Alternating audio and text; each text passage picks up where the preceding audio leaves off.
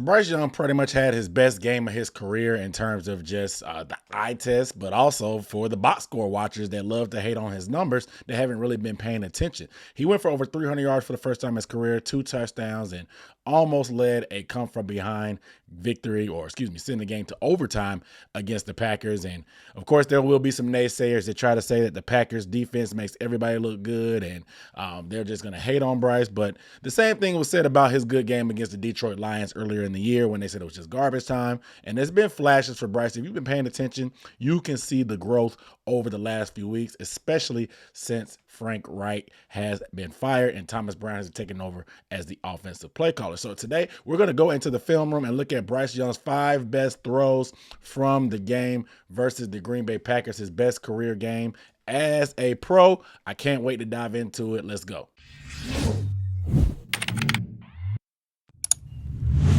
Yo, what up, though? It's Aaron Duckett with the Necessary Blunt, the sports talk recap and analysis of the Panthers is what goes down on this channel. I do film breakdowns like this on the rig. Plus, going to have live streams. My reactions tend to be a little bit fun after the game, so you want to make sure you subscribe and hit notifications. That way you get my rapid, on-the-spot reactions, but you're also going to get notified when I drop these film breakdowns, when I go deeper into the film and look at stuff like this, because there's a lot of things we have to pick up on. Like I said, if you haven't been paying attention, Bryce Young, he was primed and due for a game like this. He's been showing the flashes all year. I'm really, really happy that he was able to put some stuff like this on tape. Good confidence builder for him, the weapons, the team.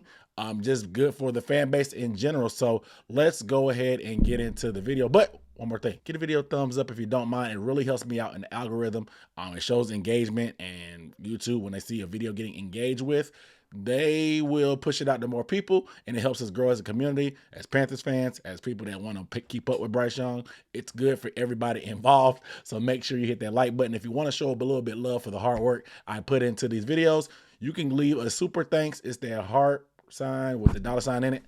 Just a tip jar for a creator like me on this independent journey. But without further ado, let's go ahead and get into these clips. Throw number 1, you're going to get it trips, motion to 2x2, and you're going to get a Salem concept. And Bryce Young is going to absolutely just throw with tremendous anticipation. Anticipation is you throwing the spots on the field instead of just throwing to a guy once you see him open. You anticipate that he's going to be open. You anticipate where he's going to be at, and you complete the throw. So the Salem is basically, and we're going to motion to it. Motioning gives a little tell to the, like, this is a good thing. You can line up and run these plays, and we've done it before, but running it from motion, one, it gets Thielen on the move. Thielen is slow. We know it. He's still effective, but he is kind of slow. It gives him a little bit of a running start. Yes, he slows down a little bit, but instead of just being stagnant, he can get a quicker route. And the faster he can get into his route, the shorter amount of time our leaky offensive line has to try to protect.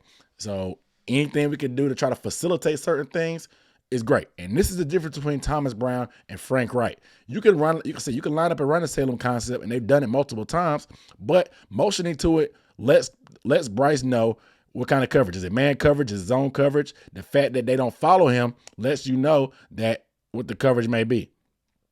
And that's the telltale. That's the thing that accomplishes with motion. But regardless, with the Salem concept, Thielen's going to run a 10 yards and cross in, square in, like a dig.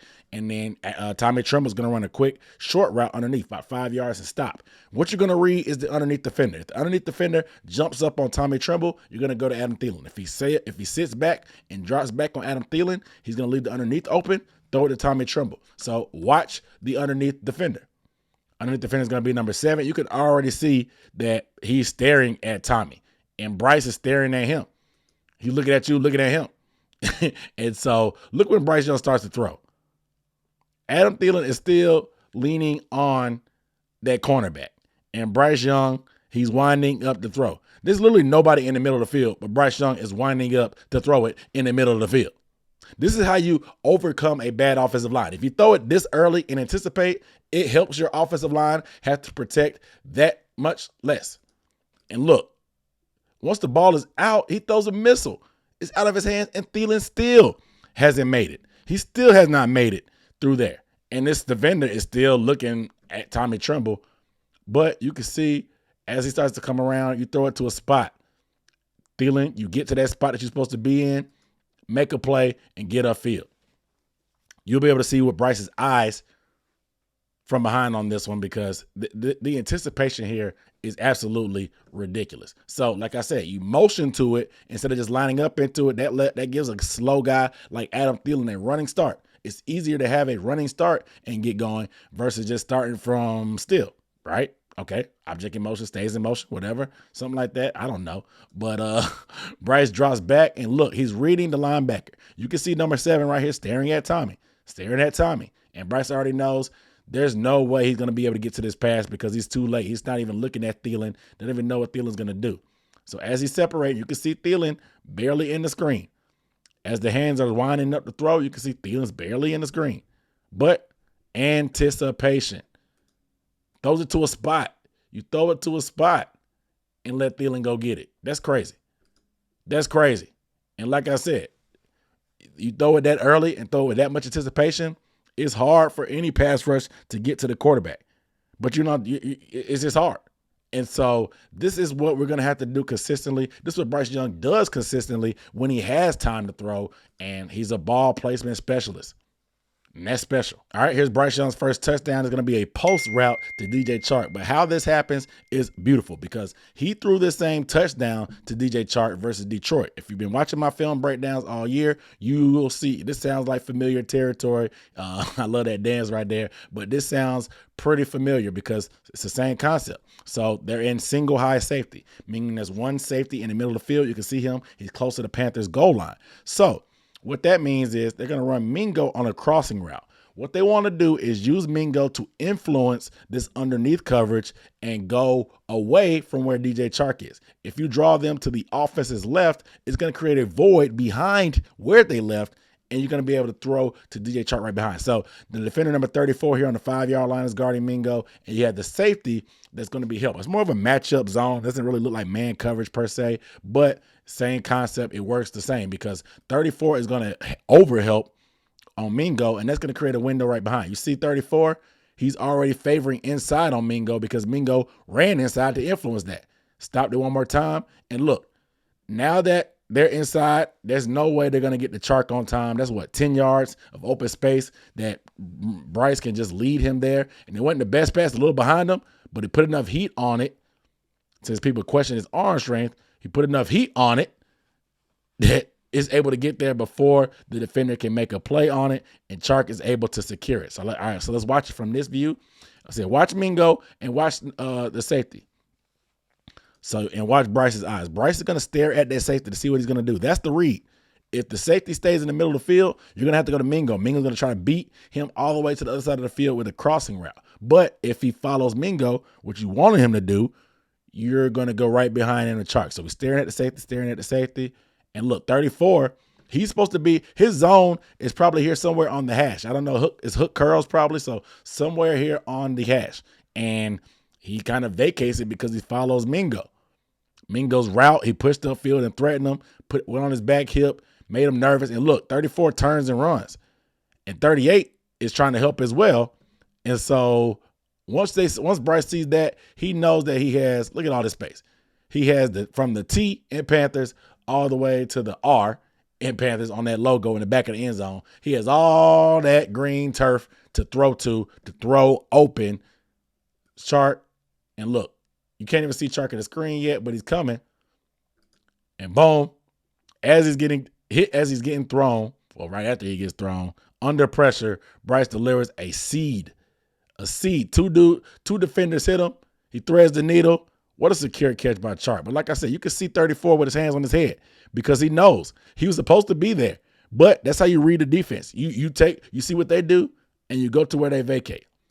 Boom. 34 staring. He's following. 38 staring at Mingo as well. Mingo did his job. Ball's gone. Ball's on point. Consistently hitting guys in the face with the football, man. This dude is so accurate. Ball placement specialist. Like I said, this was a little bit behind him, but he put enough on it that he trusted Chark he could win. These guys are making plays for him. That's the difference.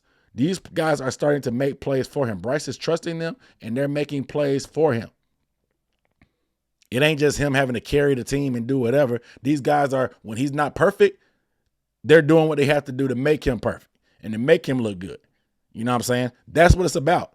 That's what it's about. All right, next up, you're going to get smash concept here at the top of the screen with Chark and Thielen. Chark's going to run that corner route, 10 yards, and break to the sideline, 45-degree angle. Good throw by Bryce. He gets creamed. But we're going to break it down, the route concept. So smash is going to be a corner route by Chark. He's going to run, like I said, 10 yards and square out. Thielen is going to run a short route, basically just like the Salem concept. If the cornerback, we're going to be reading him. If he sits back on Chark and gets too far back, you're going to throw the underneath to Thielen. If he squats on Thielen and jumps on that short route of Thielen, you're going to throw right behind him to Chark. The difference here is Bryce Young threw a pick against the Detroit Lions on this same type of route. Remember that Mingo was running the route. I think it was a different angle, a wrong angle, and it was just a miscommunication according to Frank Wright. And he threw a pick. But watch Bryce here. Watch what he does. The subtle movement to manipulate the coverage. So Bryce gets back there and watch what he does. He squats his feet, pats the ball like he's going to, it's not even a pump fake. A shoulder shimmy, and turns his shoulders and pats the ball. And the cornerback, watch the cornerback's feet. As Bryce opens up, look, that little shoulder shimmy. Look at Bryce's shoulders. Shimmy, but at the same time, what happens? The corner's foot steps. As Bryce shimmies, the corner foot jumps he jumps Thielen just enough. That little half a shimmy was just enough for Bryce to get a window that he felt comfortable to hit the turkey hole. They call it the turkey hole. That little gap between the corner and the safety, that corner right here, and the safety getting over the top, they call it the turkey hole.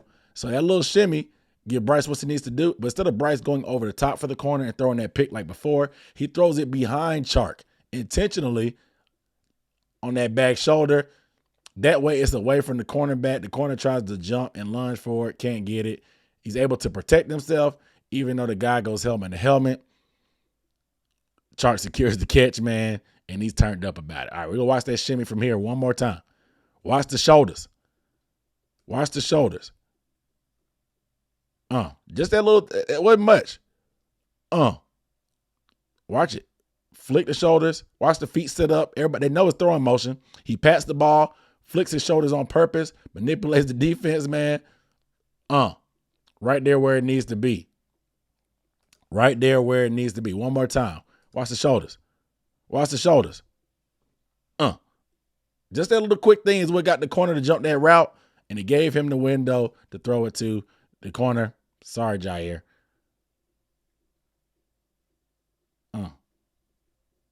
Boom. Way to play. All right, so down in the red zone, so they try to scheme up certain plays, but some stuff, which is what was attracted to of Bryce coming out of college, was his ability to create after the play. There's two plays. There's a play they call in the huddle, and then there's a scramble drill play that happens. There's certain rules. And right here at the bottom, Chark's going to run a post. He's not going to be open. They're going to try to run Thielen down the seam as well, and he gets jammed up, and him and Ian Thomas run into each other, and that's when we get the Bryce Young from Alabama to come out. Play action, able to escape the pocket. Chark's coming with them. Seed. Throws a seed. Like the kids like to say, throws a seed. So look, play action. Look, he's looking over at Thielen. Thielen's getting jammed up, and that throws off the timing, and him and Ian Thomas are bunched up. So Bryce pumps. He doesn't like it. He's able to step up into the pocket. Look at that protection.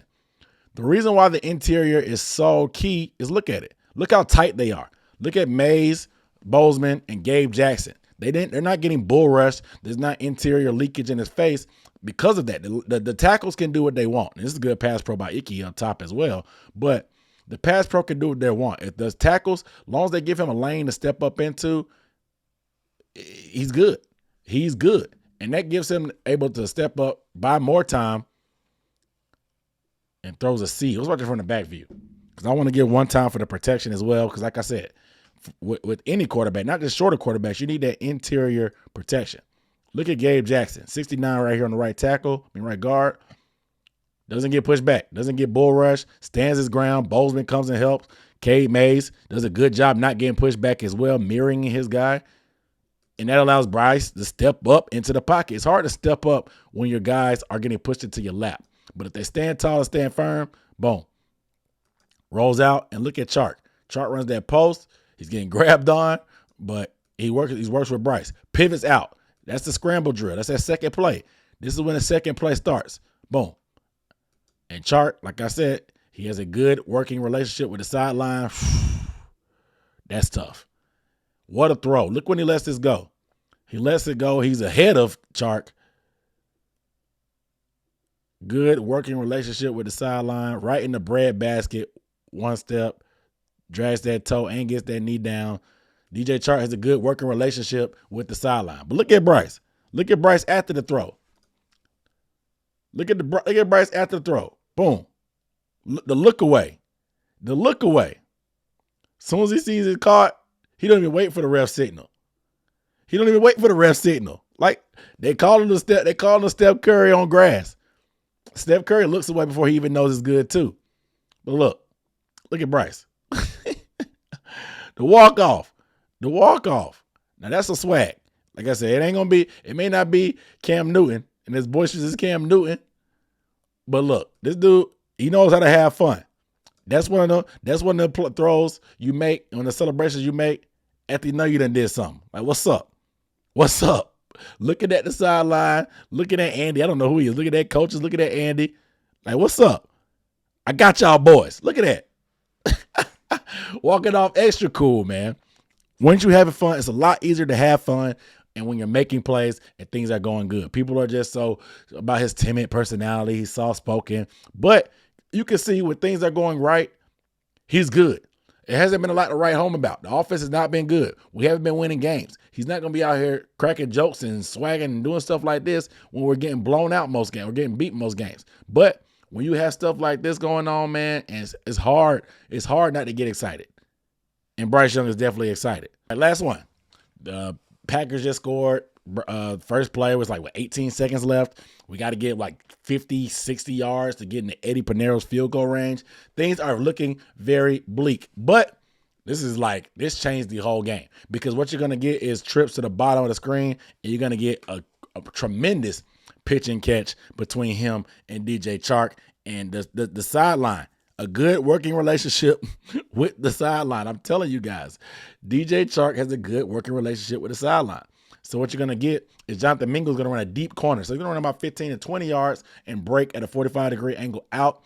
And Chark's going to run one a little bit shorter, probably about 10 to 12 yards and break on that 45-degree angle out. But Mingo, since he's running deep, he's going to draw all the deep defenders. He's going to get double team going back deep. And watch Mingo runs with good speed. Good route by him to get deep and take everybody with it. You can see these guys, 27 is running with him on the outside to protect the sideline.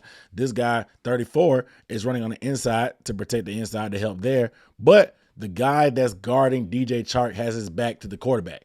If you have your back to your quarterback, the quarterback is going to take it. He's going to take advantage of that because you don't know where the ball is, and he knows you don't know, but the receiver does. And so Chark looks back first, finds the ball. The cornerback looks back. He can't find it. But Chark is good at separating late. Look, he's covered right here, but separates at the last second. Doesn't have much separation through the route. We talk about separation a lot and the lack of, but as he breaks, he's covered. But the corner doesn't know where the ball is. Chark separates late. He's very good at doing this. He's very good at separating late, cradles the ball, and a good working relationship with the sideline, man. A good working relationship. Separates late, but this is just ridiculous ball placement. Bryce has plenty of time. That's a chunk yardage play. Gets out of bounds. Gets you to the 50. Now you only need 15 yards to get into Eddie's field goal range. This is pretty much a game changer. You go from thinking Hail Mary and lateral territory where you just pretty much not going to happen to now we can actually run regular plays because we don't have timeouts. But that just changed the whole game. Let's watch it from behind. This is a game-changing throw and catch. A little bit more time, we may make this happen. It may be better. But look at that. Separate late. At the top right, cradles it. Good working relationship with the sideline, man. That's crazy. That's crazy by DJ Chark. Crazy by him. My goodness. So the ending of the game wasn't what we wanted to, but I think we learned a lot about Bryce Young. We learned a lot about this offense. We learned a lot about Thomas Brown. It's just amazing to see the growth over the season. If you've been watching as close as I have, and I'm sure you have, you've been watching some of these film breakdowns, You've seen the growth, but it just feels good to put some good tape like this out there in the universe to put everybody on notice. I think a lot of people in the fan base jumped on board now that they've seen Bryce do this. They've seen the potential. Now they're ready to move on into the future and figure out what we can do to build around this guy. That way we get more performances like this than the latter of what we've seen throughout the year. It's going to take some work and progress, but like I said, Bryce has made strides this year. Hopefully this is a good confidence boost for him and the offense as a whole to get things going. You guys let me know down below in the comments. What did you think of Bryce Young's performance? Were you skeptical of him and this made you a believer? You still want to see more? Were you always behind Bryce and you're just happy to see that he finally got one of these to go his way, even though we didn't win? Let me know how you feel down below in the comments. But without further ado, make sure you guys are subscribed. My name is Aaron Duncan here signing off. I'll see you next time. Peace.